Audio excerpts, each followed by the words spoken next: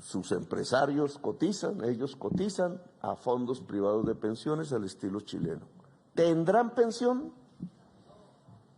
De ese 20%, el 80% no tendrá pensión. Cotizan para ahorrar obligatoriamente en unos fondos privados que administran los dos grandes banqueros de Colombia, pero que al final, bajo el cálculo actuarial, no suman tanto por sus bajos salarios, la mayoría del salario mínimo, que no permite el ahorro individual tener pensión. Y ese es nuestro sistema pensional. Es decir, en realidad, nada. Queremos reformarlo, pero querer reformarlo implica, y esa es la propuesta que hemos hecho, dijimos un régimen de pilares, dijimos que la cotización del trabajador y de su empresario vaya en parte a un gran fondo en primer pilar público de reparto simple que garantice pensión al menos al cotizante, es decir, estoy hablando del 20%. Y de ahí para adelante, dependiendo de los salarios altos, ¿qué porcentaje de la población colombiana tiene salarios altos? Tengan la libertad, después de cotizar en el primer pilar, en segundos pilares libres y privados. ¿Qué garantizaría eso? Garantizar al 20% de los trabajadores en la economía formal la pensión.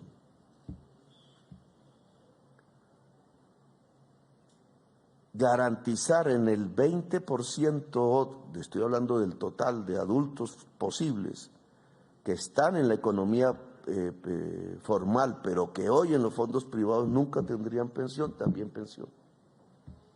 Aumentar un 40% y aún así quedaría una pregunta y el 60% restante. Los cálculos que nosotros hemos hecho es que como el sistema de fondos privados de pensiones no da pensión, pero sí tiene una selección adversa, llaman así los economistas, y es que el joven trabajador, es decir, el que lejanamente se va a pensionar o cree que se va a pensionar, es el que entra al fondo privado, mientras que el viejo trabajador o el que ya tenía el derecho a la pensión se quedó en el fondo estatal, que es el que le garantiza la pensión. Entonces, en realidad, hoy por hoy, a la mayoría de los pensionados actuales les está pagando es el Estado, del presupuesto nacional, es decir, de los impuestos. Es nuestro mayor gasto público. Hasta el gobierno de Duque lo sobrepasó el gasto en la deuda. ¿Nosotros en qué gastamos? En primerísimo lugar, en pagar la deuda, hoy, y en segundo lugar, en pagar las pensiones. Son los grandes, estamos hablando de 50 billones, ya la deuda llega a casi 70 billones de pesos anuales. En esto es que se gasta el presupuesto. De ahí para adelante viene lo demás, educación, salud. La corrupción va de ahí para adelante. Armas, que es un gran gasto, la defensa, etcétera. Pero lo primero es deuda, lo segundo es pensiones. Es el Estado el que paga las pensiones. Si los cotizantes entregaran parte de la cotización al fondo público, se libera un recurso en el Estado que deja de gastarse. Y entonces podríamos gastarlo en la población vieja, que hoy no tiene ninguna pensión o recibe $16. No es mucho, porque hemos hablado de medio salario mínimo, que hoy también, pues de acuerdo a la tasa de cambio, equivale de 100 a 120 dólares mensuales. Pero eso es más de lo que da este sistema.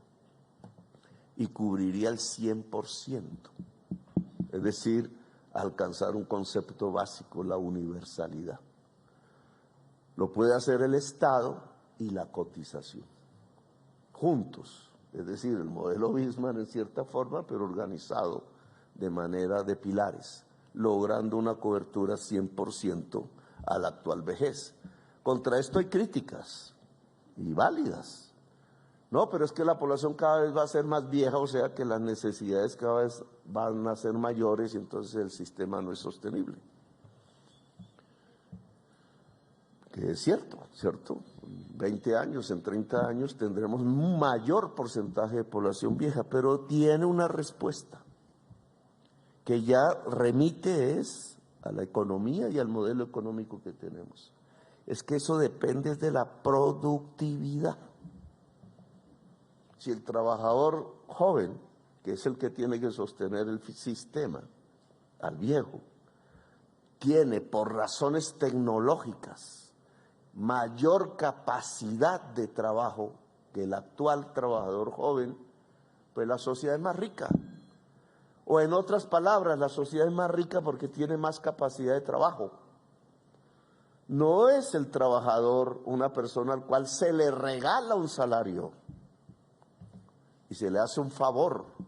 No, él y la trabajadora son las generadoras de la riqueza.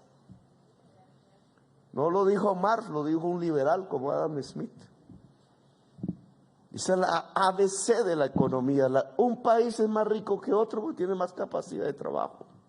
Más capacidad de trabajo en el siglo XXI no es más capacidad muscular de trabajo. Es más capacidad cerebral y colectiva de trabajo. Porque esa es la economía del siglo XXI. La productividad, de acuerdo a una corriente económica, depende de la competitividad. De acuerdo a otras, no necesariamente antagónicas, depende del conocimiento acumulado de la sociedad. Tienes como sociedad más conocimiento, tienes más productividad. Claro, esto es una agenda de inversiones, de política. Si la productividad depende del conocimiento, entonces hay que invertir en el conocimiento. Y si esto se da durante décadas, porque no es de la noche a la mañana, se puede sostener un sistema pensional de cobertura universal, así la población envejezca. Pero entonces las inversiones prioritarias se van volviendo otras a las que estamos acostumbrados. Inversiones estatales en el conocimiento, inversiones estatales en la seguridad social, ayudados por cotizaciones privadas del mundo privado de la economía.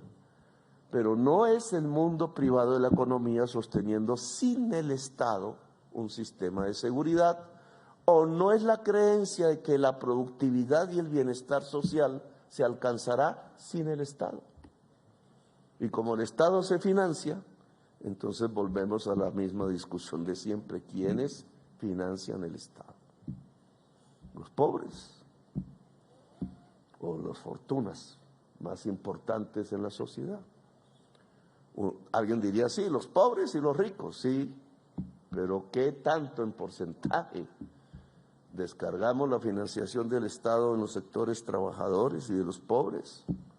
O el pacto social, que es la misma palabra de la paz, sinónimo de paz, es que los sectores más poderosos económicamente financian más que proporcionalmente el Estado, para que el Estado pueda financiar precisamente una seguridad social en términos de pensión, en términos de salud y en términos de conocimiento universal y de calidad para toda la sociedad.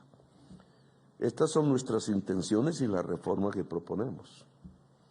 En el mundo formal creemos que hay que lograr igualdad salarial entre el hombre y la mujer. En el mundo formal creemos que el contrato de prestación de servicios no laboral que encubre una relación laboral de manera mentirosa solo para sobreexplotar al y a la trabajadora debe pasar a la historia. Y que debemos volver a relaciones laborales pactadas. Y que eso va a acabar la economía, que va a acabar la economía. Pues yo lo que veo es que las economías más desarrolladas tienen salarios más altos que nosotros. Allá podrá haber la discusión, tienen hoy salarios más altos que hace 15 años. Allá podrá haber una discusión muy interesante de la vida política. La riqueza generada por altas productividades va más a la gente que trabaja o va más a los dueños del trabajo? El salario relativo está disminuyendo en el mundo, la desigualdad social está aumentando en el mundo. Miren estas paradojas y termino con esto. Cuando se mira a largo plazo, no en el corto plazo.